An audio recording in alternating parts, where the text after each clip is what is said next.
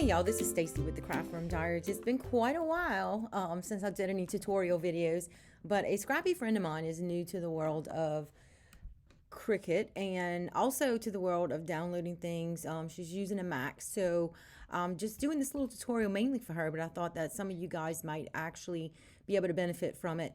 What we're looking for today is how to download an image from anywhere's on Google or any other type of search engine, and how to download that and actually upload it into Cricut. Now keep in mind that if you're doing this, this would only be for personal use. This would not be for duplication or sale or anything like that, because a lot of these images are copyrighted. But I just wanted to show how you could do something like this. And I'm going to use this. This is not my pup, but my pup is very much like this. Okay, so I just did a quick search for a border terrier, which is basically what I think my Tilly Love is. But I'm going to choose this simple image of this cute little border terrier right here.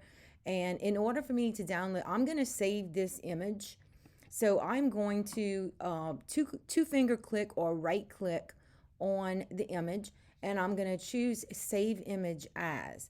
Now it's super important when you're saving it as that you know what you're saving it as and also where it's going to be going. Okay, I am saving this as an image, so this should be saved simply as a JPEG. And note that I save it directly to my desktop. It could be saved anywhere. It could be saved in your documents, it could go into photos, but for ease of use, I always choose to save it on my desktop. That way it's easy for me to find when I'm going to upload it into Cricut Design Space. So now that I've saved the image, it should be on my desktop. I'm going to pop on over to Cricut onto my canvas, and I'm going to choose Upload. When I choose Upload, right here we see this tab that says Upload Image. So I'm now going to choose Upload Image. We'll do pattern fill a whole nother day, but browse, and this is going to be the options for where I could find the image that I just downloaded. Now note that here, this is the location of what I'm seeing. I did not save this in documents. I saved it on the desktop. So I am going to choose desktop here on this left hand column, and I should see the picture of the border terrier. Now in this case, this picture saved as a web page, so it is not going to be downloadable. So I went back and I chose another one that actually downloaded as an image, as a JPEG.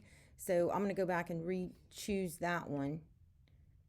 There it is. And you can see here in my choices, this one saved as a JPEG. You can download JPEG, PNGs, TIFFs, SVGs, but you cannot use anything that's coming up as a web page. So I'm going to choose this. This one's not quite as cute, but I'm going to choose this one to upload. Now, of course, this is going to be, you can download this image in multiple formats, simple, moderately complex, or complex. The more detail to the picture it is, if it was just a simple clip art picture with one or two colors, I would use simple. But because this is literally a photograph of this pup, I'm going to choose complex. And now that it is in the next phase of this, I'm going to want to remove the background if I want to use this image by itself. So in order to remove the background, there's a couple of things that you can do. Number one, you've got the magic eraser right here, which is already selected. And if I just click on the background that I want to remove, it's going to remove the entire background. If you have small details that you want to remove, you can also use the eraser. And we can go into a little more details about some of the other options for removing things. But if I move forward with this, you'll see it's going to give me two options. I can do the outline of the dog where it would just be cut, or I can do a print then cut image, which is what we were looking for. So I'm going to choose print then cut image. I'm going to upload it, and then I'm going to choose it to add to my canvas. From here, I can change the size of it, make it larger, make it smaller. Normally, if I was going to print then cut something like this, I would add an offset to it, usually in white. That way when it prints and cuts, it's got a little bit of an edge. That way we're not cutting off any of the actual image of the dog when it cuts. So I just made that a little bit smaller, and I'm going to apply it. It always comes up in black, but I am going to switch it to white. You could switch it to just about any color. If you wanted to switch it to one of the colors that's on the dog, you could do that as well. Now, in order to print then cut this together, I'm going to, on the right hand side, I'm going to choose both of these I'm going to choose the image and the offset by holding down the shift button on my keyboard and choosing both of them, and then I'm going to flatten it.